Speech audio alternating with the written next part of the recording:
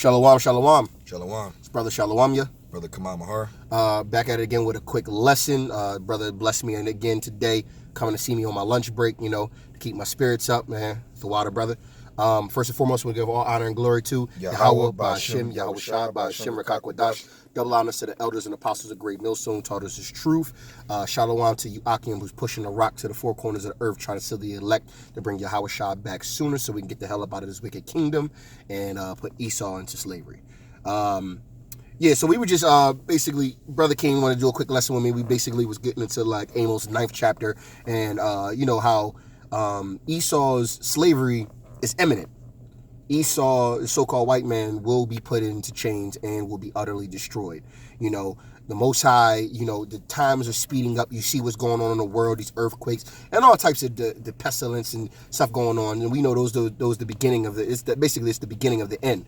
And because of that, it's a beautiful thing for the so-called blacks, Latinos, Native Americans, basically talking about the men of the Lord who see this as like, yo, it's going down. We almost up out of here, man. It's a glorious and it's a great time to be living in right now, man.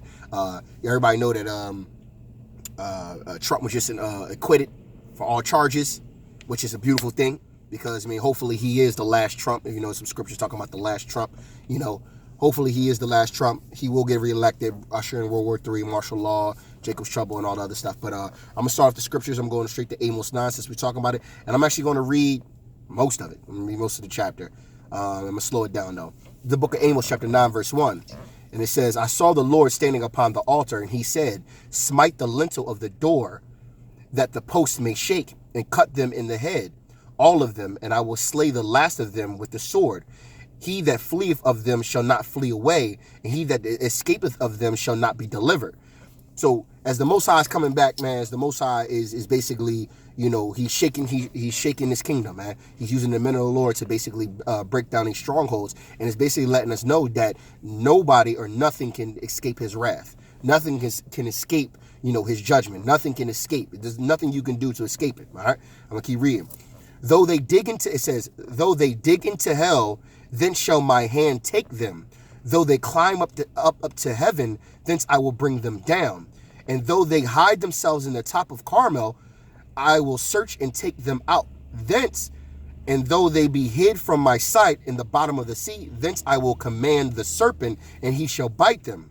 And though they go into captivity before their enemies, thence will I command the sword, and it shall slay them. And I will set mine eyes upon them for evil and not for good.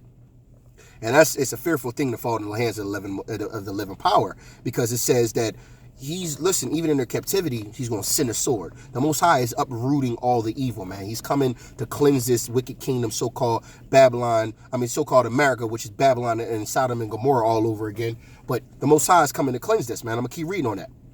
Verse 5, and it says, and Yahweh and the Lord thy power of hosts is he that touches the land, and it shall melt. And all that dwell therein shall mourn, and it shall rise up wholly like a flood, and shall be drowned as by the flood of Egypt. It is he that buildeth his stories in the heaven, and hath founded his troop on the earth. And he that calleth for the waters of the sea, and poureth them out upon the face of the earth. Yahweh is his name.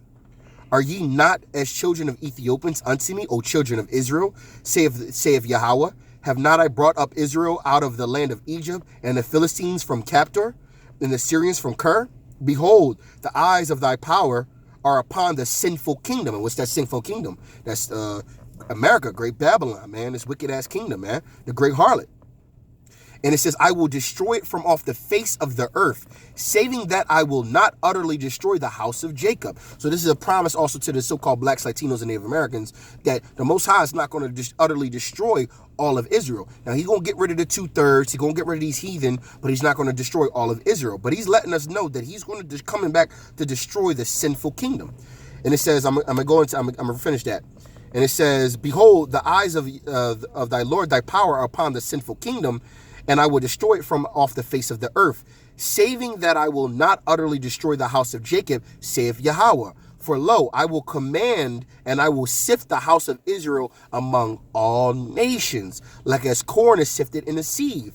Yet shall not the least grain fall upon the earth. Now, this is basically what the Most High is doing right now, he's using the men of the Lord out here on the highways and the byways to sift through the nations, to seal the elect and bring back his people into the fold. Obviously, he's going to do a lot of that on his own, because it also says that there's going to be some in those days that are going to wake up in the later times. They're like, they might have never heard of scripture or anything like that, and they might see a man with spiritual power flying around or something, and they might have over, and the spirit might just come on and they just know. Oh, yeah, that's Psalms 104:3, where it says, my people will be willing to day of thy power. Exactly, right?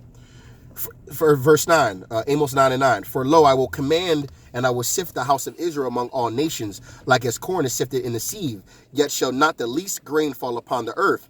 All the sinners of my people shall die by the sword, which say the evil shall not overtake nor pervert us. And now what are those sinners of his people?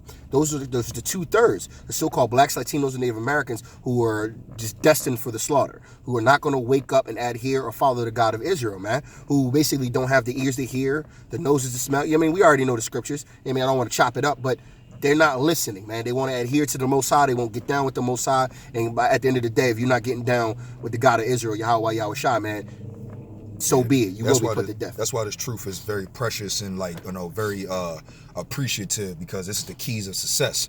But then, the scriptures also says that, any man who don't have an ear, that's because the Lord gave their mind over to a reprobate mind. And also he's blinded them. Right. So that's like, damn, that's scary, man. That's like, I did a whole vid on how the Most High blinds, because I know a lot of Akim out here, you love your people, and you trying to wake up as many as possible, but at the end of the day, man, those are not meant to wake up are not going to wake up. Right.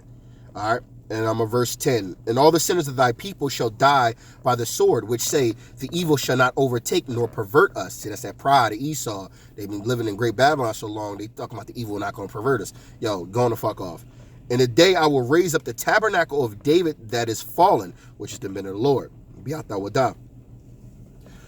And close up the breaches thereof. So basically, all the little, mind you, what is a breach? A breach, like let's say you in a boat, and you got a hole. That's a breach. So he's going to mend up all the holes. He's going to basically mend up our walls. He's going to build the nation of the Bi'atawadah back up, the nation of Israel right back up. The Most High is going to seal all the breaches. No more holes. No more weakness. No more, basically no more weakness. Simple as that. In the day I will raise up the tabernacle of David that is fallen, and close up the breaches thereof, and I will raise up his ruins, and I will build it as in the days of old. Woo! Remember, King David's kingdom was abnormally popping. All right. Then here we go. And this is what we get into. In verse 12, that they may possess the remnant of Edom and of all the heathen which are called by my name, saith Yahweh that doeth this. So the Most High is letting us know that we will possess. Now, what is possession, man? Slavery. Esau's slavery is imminent. Yep. The rest of these wicked kingdoms, because all of them joined hands with Esau, drunk of their wine, it's imminent for their slavery and destruction. The Most High said he's going to destroy the sinful nation off the face of the earth, man. Now, mind you, and all those that joined hand with Esau are all part of that sinful nation, man. He's coming to destroy all these kingdoms, these false gods, false doctrines, false religions. The Most High is not playing with nobody, man. He has no respect of persons. It is what it is, man. It is what it is. So here we go. I'm gonna finish on this, and I'm gonna let you take over, brother. It says, behold the day, verse 13, Salakia. Behold, the days come, saith Yahweh, that the plowman shall overtake the reaper, and the treader of grapes him that soweth seed. And the mountains shall drop sweet wine, and all the hills shall melt. And I will bring again the captivity of my people of Israel, and they shall build the waste cities, and inhabit them, and they shall plant vineyards, and drink the wine thereof. They shall also make gardens, and eat the fruit of them. And I will plant them upon their land, and they shall no more be pulled up out of their land, which I have given them, saith Yahweh thy power, man. And that's a great promise, that's man. That's the kingdom right there. That's the kingdom of heaven, that's man. That's going to be something stupid. See, the words is just like, I'm going to give them a kingdom, and I'm going to give them a land, but then again, that land going... He said, I'm giving them possessions, right? And then those possessions are going to build up their kingdoms, and then we're going to possess those lands. Like, it's a beautiful thing, man. beautiful thing, man, to be part of the chosen bloodline. I like to say legendary bloodline, man. We tribal out here, man. But go ahead, brother. And the main reason why I brought that out is just showing you how the Most High is going to, it's basically like a story. If you read Amos 9, it's basically letting you know how the Most High basically is still choosing Israel.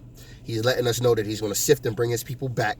He's letting us know that he's going to utterly destroy this wicked kingdom, Great Babylon. He also lets us know that Esau and the rest of the heathens, the remnant, are going to be slaves. Go ahead. Right, and that is true. You know what I'm saying? Because, the slavery, the so-called white man, that there's a bill to be paid. You know what I'm saying? Everybody got paid a bill. Ain't nobody getting away from taxes. So just like Esau is not going to get away from this.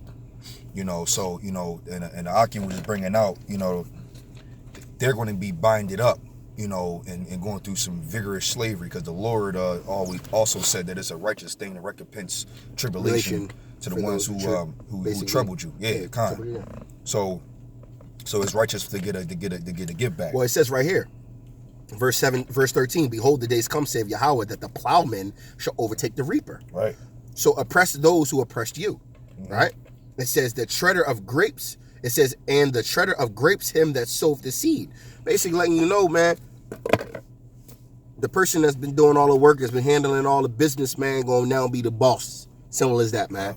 What's that Bible verse? I've seen servants upon horses and princes upon walking the earth. Yep, something like that. Something like that. Slightly paraphrasing. Whole statue with that. It's a whole statue, yeah, like with an actual so-called. Was that Washington D.C.? Native Indian, I think so, and a whole Jake, right? It said Jake and a Native Indian and walking with a fucking slave on it, bro. But they both Jakes, but you know what I mean. So-called Negro and I'm talking about Northern Kingdom, Southern Kingdom. Southern Kingdom, kind. And then you got the white man sitting on the horse. Man. Yeah, that's crazy.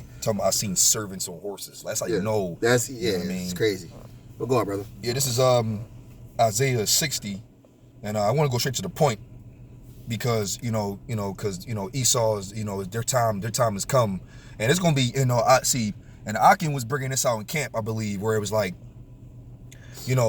Esau has so much luxury, because it says in Genesis 27 that he had the fatness of the earth thereof. Okay. So they living comfortable. They got the best of the best. They always spoiled and high in pride. So they're not going to be able to handle a day in slavery according to the customs of how they move. Bro, you know what I'm saying? I don't understand how they're going to be able to sit in the sunlight. Yo, they're going to be like hurting. Vampires, bro. Yeah, they're going to be hurting. Listen. Go ahead, brother. It says Isaiah 60:10. It says, "And the sons of strangers shall build up thy walls, and their kings shall minister unto thee. For in my wrath I smote thee, but in my favor have I had mercy on thee." Right, because the Lord did smite us, but He had mercy on us, and He's going to give us, the heathen. And it says, I'm gonna get to the point. I'm gonna get to therefore thy gate shall be open continually, and they shall not be shut day nor night, that men may bring unto thee the forces of the Gentiles, and that their kings may be brought. So it's gonna be a all day gift session. You ever see how, like, when you got to rule over a kingdom, let's say you got a conqueror. Let's say you got a conqueror who conquered a bunch of different lands, but he leaves the kings in their power, and now they have to pay tribute to the King of Kings. Right. That's literally what it's going to look like. You're going to see Yahweh Shah sitting on his throne and shit, you know what I'm saying, with the 144,000 rulers, and all day and all night the gates of the kingdom are going to be open, because they're going to just be bringing their riches and tributes. Like, here's our tribute and taxes for the here's our rubies. That ruler here's shit. Our gold. Here's we got a stock of concubines for you guys. It's going to be beautiful, bro. Uncontrollable, dog. It's beautiful, uncontrollable. Bro. And like the heathen going to be jealous, because they're going to be walking on streets of gold just to give it up, and I get right the fuck back out of there. And hopefully the Most High, puts the spirit on them where they remember all the old kingdoms, so they just had that vexation of spirit. Yeah, like, wow. I remember when we was out here, this whole time we was treating these niggas. Well, like yeah. Niggas. That's why in the scripture you brought up, it said the remnant of Edom. Those are the survivors of the bunkers and all. Well, it even says that he's going to sift them out through. They can build towers, be on top of mountains. Space forces and they can be in the sea. So I've seen an underwater hotel. Now, mind you, when he said, I've seen a few of them too. When he says that they're going to be in the deep of the sea trying to hide, and he says when they send a serpent to bite them. Leviathan, that reminded me of like Godzilla, bro. I'm like, you gonna send a serpent to go get these motherfuckers? The second Godzilla goes into that, because they had underwater facilities that exist, man. They got them things, bro. They got that, bro. You also saw it in Deep Blue Sea. Deep Blue Sea. Remember Deep Blue Sea, or the one Joan with the shark.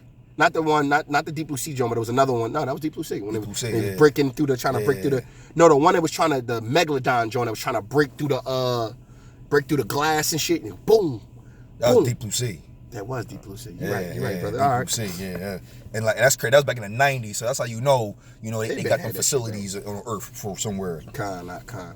It says Isaiah 60:12. It says, "For the nation and kingdom that will not serve thee shall perish. Yeah, those nations shall be utterly wasted." So it's going to be the Lord said He's going to give us a rod of iron and to rule and to do our thing. That's basically exactly what Amos 9 said. Too. Right. Good. Basically, perfect precept. Yep. Perfect. Amos 9, Isaiah 60. Was that Isaiah 60 and what? And 12. Yep. Yeah. Con.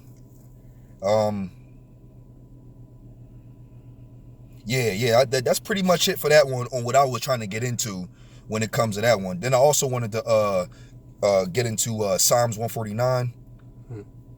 Psalms 149. And okay, so Psalms 149, you know what, let me go to 3.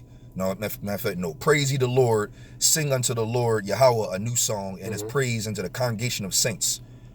And it says, let Israel rejoice in him that made him, and let the children of Zion be joyful in their king. Let them praise his name in the dance. Let them sing praises unto him with a timbrel and harp. For the Yahweh taketh pleasure in his people. He will beautify the meek with salvation.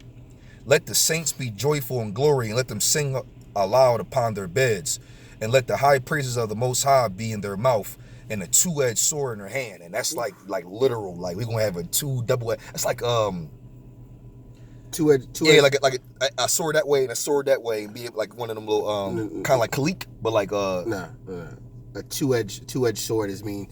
So remember, all right. So listen, all right. I'll give you a quick breakdown. The samurai used to only have one edge katanas for a reason, because it was for mercy and for killing. A double-edged sword is an edge on both sides. So you never get like a knife. Get a knife right now. Yeah, like kind of like the Darth Vader red joint, where it was one this way and one that. No. Two edges on a sword, bro. Not one of those like.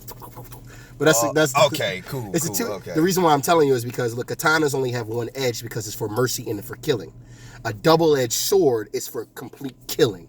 Just like I can hit you with the blunt end and you won't die. I can hit you with the sharp end, you will die. But if I have two edges on both sides, doesn't matter where I slash you, you're dying. Okay, I get it. So you got a two-edged sword in your hand. Right, that's insane. That's insane, bro. It says Psalms 149:7, to execute vengeance upon the heathen and punishments upon the people, to bind their kings with chains and their nobles with fetters of iron. That's them. Yo, listen, these bulls are elites now and super rich and all this stuff. And they got everything, got all the Rolls Royces, all the big mansions and all this situation. Then you go from that to fetters of iron and just like all chained up. That's going to be your pie. It's going to be beautiful, bro. And it says, to execute upon them the judgment written, this honor hath all his saints, praise ye the Lord. And you know, you can read 149 too to prove that the saints and who the Lord is dealing with is Israelites. That's crazy, yes, because 148 going to that, but yeah, if 148 goes into it. Yeah, but yeah, that's exactly how that 147, Psalms 147 goes into like the perfection of the law and all that. Yep, absolutely. And Revelations 13:10, it says, he that leadeth into captivity shall go into captivity. He that killeth with the sword must be killed with the sword. Here is the patience and the faith of the saints. So, everybody knows the slavery of the so-called Negro, or the tribe of Judah, and also the northern tribe went into some slavery too, about pretty much 100 years before, right? Yeah, and the northern tribe went into slavery over 100 years before the slavery in basically the southern tribe went through. 100 years before, because remember, over 40% of the slaves went into Brazil, and then they were different than the conquistador, the Portuguese, the English, and the French were all fighting over territories there. And then remember, because it was the Brazil wood, sugarcane, Slocky brothers, my history, going past it. Yeah, and then 100 years later is when the diaspora from the west coast of Africa happened. Oh, okay, kind. So right.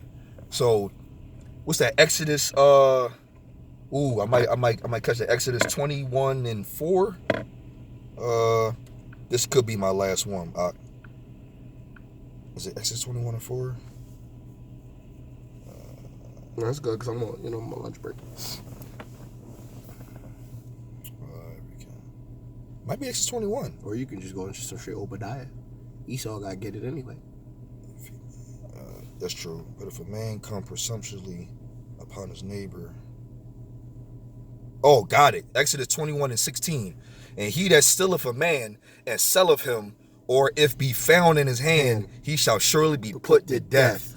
And that's exactly what Esau doing. We still in slavery right now. So when Yahweh Shah come back, that's the #1 law that's already going to be. First of all, what is it? What's that precept talking about? How you feel about his little ones?